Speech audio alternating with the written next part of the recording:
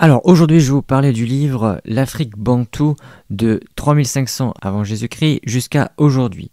C'est un livre qui a été écrit par trois personnes. La première, c'est le professeur Fourchet, qui enseigne au département d'histoire et des relations internationales. Elle est directrice de l'Institut Griot. Ensuite, on a Rhonda Gonzalez qui est professeure d'histoire au College of Arts, Humanities and Social Sciences de l'Université de Denver.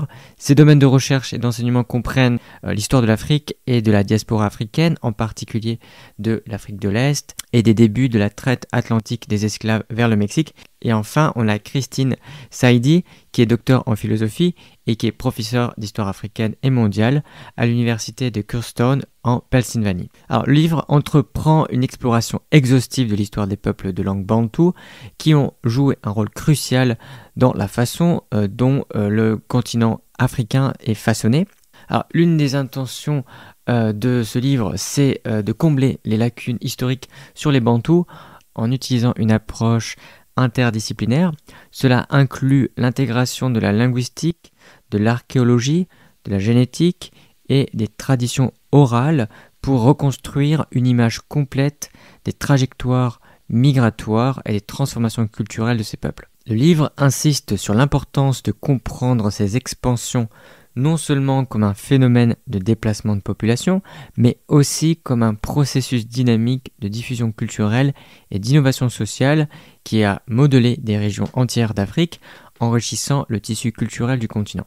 La discussion sur la signification des migrations bantoues dans la préhistoire africaine est essentielle pour saisir pourquoi ces mouvements sont souvent qualifiés de révolutions démographiques et culturelles. Les migrations bantoues représentent l'une des grandes évolutions dans l'histoire de l'Afrique, comparable à d'autres changements majeurs comme l'introduction de l'agriculture.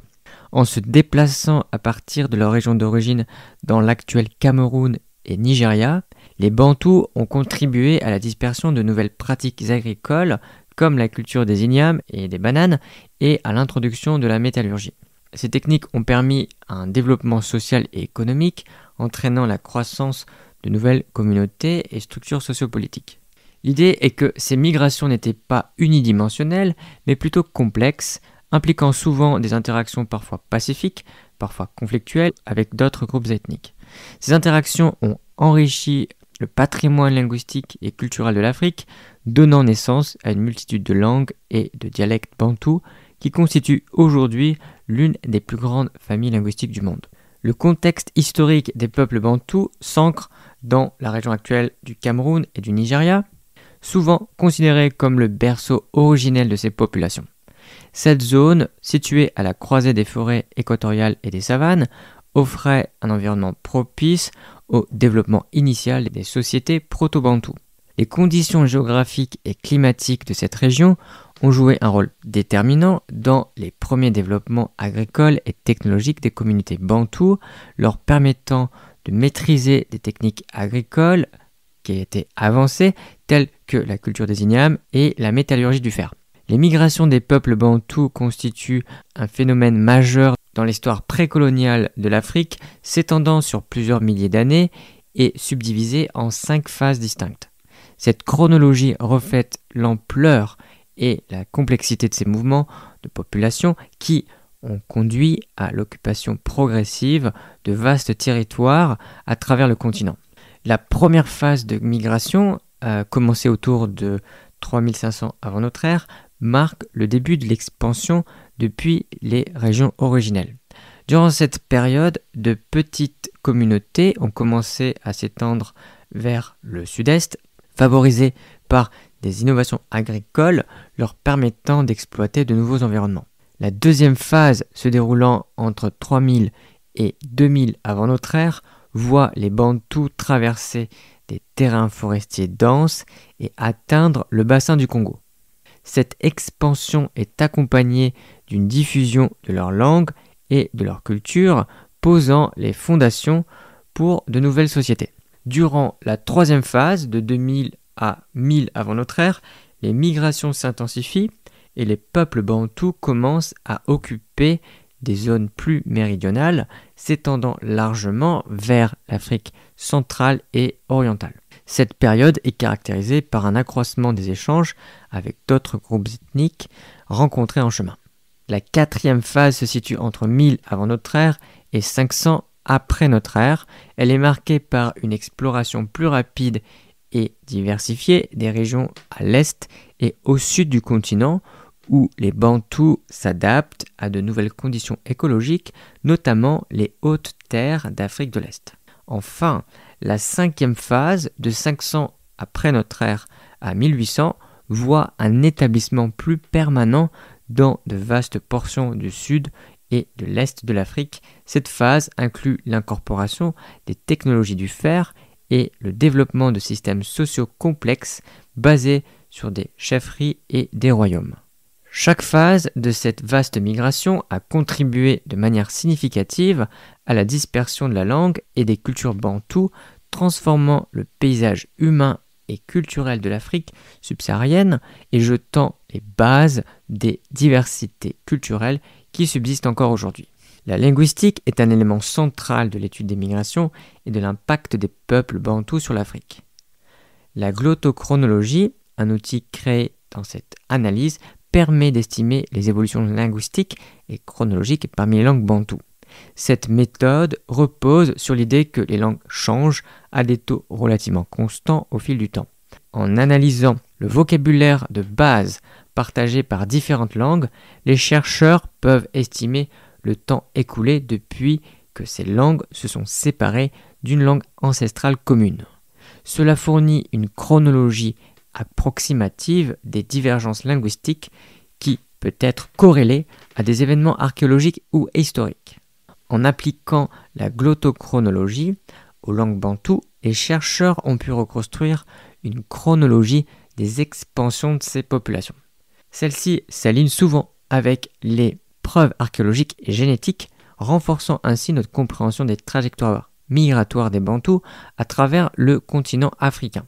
En ce qui concerne l'identification des langues bantoues, il s'agit d'une des plus vastes familles linguistiques du monde, comprenant des centaines de langues parlées par des millions de personnes en Afrique centrale, orientale et méridionale. Les langues bantoues sont caractérisées par plusieurs traits distinctifs qui témoignent de leur origine commune et de leur diversité. L'une des caractéristiques les plus notables est le système de classes de noms qui classe les substantifs en fonction de divers préfixes marquant des distinctions telles que la taille, la forme ou le genre. Ce système de classification est essentiel pour la compréhension grammaticale et syntaxique des langues bantoues. D'autres traits distinctifs incluent l'utilisation de tons pour distinguer les significations des mots, ce qui est essentiel dans de nombreuses langues bantoues. La complexité verbale avec des préfixes et suffixes attachés aux racines pour indiquer le temps, l'aspect, la personne et le nombre est une autre caractéristique commune. L'étude des langues bantoues ne se limite pas à une compréhension théorique, elle révèle également des connexions culturelles et historiques profondes entre les différents groupes qui parlent ces langues. Les variations dialectales offrent un aperçu des interactions historiques entre les groupes, du commerce et des migrations, fournissant ainsi un riche cadre pour comprendre l'évolution culturelle à travers le temps. Ainsi, l'analyse linguistique des langues bantoues joue un rôle extrême dans l'éclaircissement de l'histoire des peuples bantous et de leur influence durable sur l'Afrique. L'examen de la société et de la culture des peuples bantous révèle une dynamique complexe d'interactions sociales et de traditions qui ont façonné leur communauté sur des millénaires. Les structures sociales des bantous ont évolué de manière significative, notamment avec des transitions notables entre des systèmes patrilinéaires et matrilinéaires. Cette dualité dans les organisations sociales illustre une grande flexibilité et diversité culturelle parmi les communautés bantoues. Historiquement, certaines sociétés bantoues ont adopté des systèmes patrilinéaires où l'héritage et la succession se transmettaient par la lignée masculine. Cela entraînait une centralisation du pouvoir dans les mains d'anciens patriarches et facilitait l'accumulation de richesses au sein de la lignée masculine. En revanche, de nombreuses communautés matrilinéaires accordaient un rôle central aux femmes et aux relations maternelles dans la transmission du patrimoine et du pouvoir. Ici, la lignée maternelle déterminait souvent les droits d'héritage et d'autorité, offrant aux femmes un statut et une influence accrue dans la communauté. Cette flexibilité dans les structures sociales était souvent influencée par des facteurs environnementaux, économiques et intercommunautaires. Les transitions entre ces systèmes ont aidé les communautés bantoues à s'adapter aux changements sociétaux et aux dynamiques internes, facilitant leur résilience et leur succès démographique. Les croyances et traditions des bantous ont joué un rôle crucial dans le renforcement de la cohésion sociale et le développement des communautés. Les pratiques religieuses, souvent centrées sur le culte des ancêtres et la gestion des esprits territoriaux, ont servi de lien unificateur pour les membres des communautés. Ces croyances encourageaient une forte solidarité sociale et une responsabilité collective essentielle pour la survie dans les environnements variés où les Bantous se sont installés. Les rituels, les cérémonies et les traditions orales ont également fortifié le tissu social en transmettant des valeurs et des normes partagées de génération en génération. Les rites de passage, qui marquaient des étapes importantes de la vie, ont aidé à définir les rôles individuels au sein de la communauté en renforçant le sentiment d'appartenance et de continuité culturelle. L'âge du fer marque une transition cruciale dans l'histoire des peuples de langue bantoue, influençant profondément leur organisation sociale, économique et même culturelle. L'adoption de la métallurgie du fer a transformé les sociétés bantoues en leur offrant des nouvelles technologies qui ont permis des innovations majeures dans plusieurs aspects de leur vie quotidienne. La capacité à produire et à utiliser le fer a entraîné un bouleversement technologique. Avant l'adoption du fer, les outils agricoles et les armes étaient principalement en pierre ou en bois. Le fer, durable et malléable, a permis la fabrication d'outils plus efficaces, comme les houes, les haches et les couteaux. Ces outils ont considérablement amélioré la productivité agricole et l'efficacité de la chasse, offrant une plus grande sécurité alimentaire et une expansion des territoires cultivables. Avec de meilleurs outils agricoles, les sociétés bantoues ont pu défricher plus facilement les terres, s'implanter dans différentes zones écologiques et augmenter leur production alimentaire. Cela a amené à une augmentation de la population et à l'expansion des communautés, catalysant la diversification des sociétés bantoues à travers le continent africain. L'introduction de la métallurgie du fer a permis aux Bantous d'améliorer non seulement leur agriculture, mais également de développer des innovations. Les nouvelles techniques incluaient des méthodes de rotation des cultures et d'irrigation, rendant l'agriculture plus durable et diversifiée. Par exemple, des champs plus grands pouvaient être labourés et davantage de cultures pouvaient être introduites dans l'alimentation, telles que le millet, le sorgho et les haricots, ce qui augmentait la diversité nutritionnelle. Le fer a aussi facilité les échanges commerciaux. Les produits agricoles et métalliques bantous sont devenus des biens de troc précieux, ce qui a augmenté les interactions commerciales avec d'autres sociétés et qui a conduit à la diffusion d'idées, de gènes et de cultures. L'âge du fer a aussi eu des implications sociales et politiques significatives. Les surplus agricoles ont soutenu une stratification sociale plus complexe. Les sociétés ont pu entretenir des artisans spécialisés et des leaders politico-religieux, souvent émergeant des surplus économiques. Ces leaders ont dirigé des communautés croissantes et ont organisé des infrastructures sociales comme l'organisation de villages ou de chefferies, ce qui a conduit à l'émergence de royaumes plus centralisés. Le contrôle et la production du fer a souvent été monopolisé par les élites, consolidant leur pouvoir et leur influence au sein de la société. La métallurgie elle-même devenait une compétence hautement respectée et spécialisée, souvent enveloppée de rites religieux et de traditions culturelles, illustrant l'interconnexion entre technologie, pouvoir et culture. L'adoption de la métallurgie du fer par les Bantous a eu des répercussions durables. Non seulement cela a renforcé leur capacité à s'étendre et à s'établir dans de nouveaux territoires, mais cela a jeté les bases de systèmes économiques et sociaux plus complexes qui perdurèrent pendant des siècles. La linguistique joue un rôle crucial dans la reconstruction des migrations bantoues grâce à l'analyse comparative des langues. Les linguistes utilisent des méthodes telles que la glottochronologie pour estimer l'âge des divergences linguistiques parmi les diverses langues bantoues.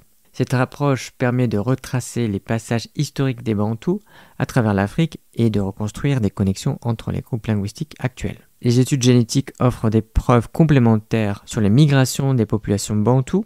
L'analyse de l'ADN mitochondrial et du chromosome Y a permis de suivre les lignées maternelles et paternelles, fournissant ainsi des indices précieux sur les routes migratoires et les mélanges avec d'autres populations africaines. Ces recherches génétiques corroborent souvent les données linguistiques, fournissant une image plus cohérente et intégrée des migrations et interactions historiques. L'archéologie fournit les preuves matérielles des influences bantoues à travers les sites archéologiques qui révèlent des artefacts comme des poteries, des outils en fer et des structures domestiques. L'étude de ces sites permet de dater et de documenter l'expansion des Bantous ainsi que de mettre en lumière leur adaptation environnementale et technologique. Les traditions orales constituent une source inestimable d'informations culturelles et historiques. Elles préservent les récits des ancêtres, les mythes fondateurs et les histoires dynastiques, offrant une perspective intérieure sur la culture et les croyances des peuples bantous. Ces récits aident à combler les lacunes laissées par les preuves matérielles et écrites, fournissant des contextes sociaux et spirituels qui enrichissent considérablement notre compréhension historique. Les peuples bantous ont rencontré de nombreux autres groupes ethniques lors de leur expansion à travers l'Afrique subsaharienne, y compris les peuples nilotiques, Khoisan et Pygmées. Ces rencontres ont souvent résulté en un échange bidirectionnel de technologies, de pratiques agricoles et de savoirs. Par exemple, l'adoption de l'élevage de bétail par certaines sociétés bantoues dans les régions d'Afrique de l'Est indique une influence des groupes nilotiques spécialisés dans le pastoralisme. Dans d'autres cas, les bantous ont influencé les groupes autochtones, introduisant la métallurgie du fer, qui a transformé les méthodes agricoles et de chasse de ces populations. Ces échanges ont souvent conduit à des innovations culturelles telles que des instruments de musique, des styles artistiques et des pratiques cérémoniales partagées. Les Bantous ont également intégré des éléments linguistiques de ces groupes, enrichissant ainsi leur propre langue. Les interactions bantoues ont engendré une richesse linguistique et culturelle complexe. En linguistique, cela a conduit à la formation de nouvelles langues ou dialectes, souvent en réponse à des contacts prolongés entre bantous et non-bantous. Par exemple, la typologie linguistique montre comment certains aspects grammaticaux et lexicaux ont été changés, entraînant la création de pidgin et de créole dans les zones à forte interaction multiculturelle.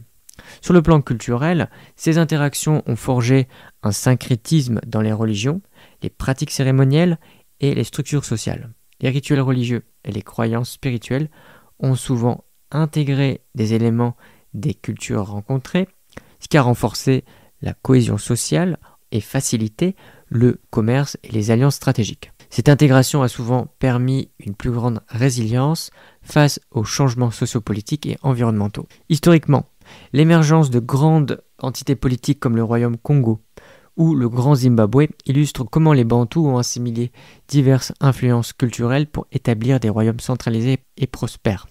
Ces États ont souvent servi de pôle d'échange culturel, mettant en relation divers peuples et cultures au-delà des frontières bantoues. Aujourd'hui, cet héritage d'interaction continue d'influencer les sociétés africaines contemporaines. Les langues bantoues modernes telles que le swahili, qui intègre des éléments arabes, perses et portugais, démontrent la persistance de cette interaction culturelle. Alors, je vais vous donner une liste de pays qui ont reçu une influence culturelle, génétique, historique des Bantous. Donc vous avez par exemple la République démocratique du Congo, donc c'est l'un des foyers le plus importants de ces langues. Vous avez l'Angola, où une partie importante de la population parle des langues bantoues. Vous avez la Zambie, vous avez le Zimbabwe, vous avez le Mozambique, la Tanzanie, le Kenya, l'Ouganda, le Botswana, l'Afrique du Sud, la Namibie, le Gabon, le Congo-Brazzaville ou République du Congo. Vous avez le Rwanda, le Burundi, le Malawi et Madagascar. Et bien sûr, par le phénomène de la traite négrière, il y a beaucoup de populations d'origine africaine vivant sur le continent américain qui ont des origines bantoues.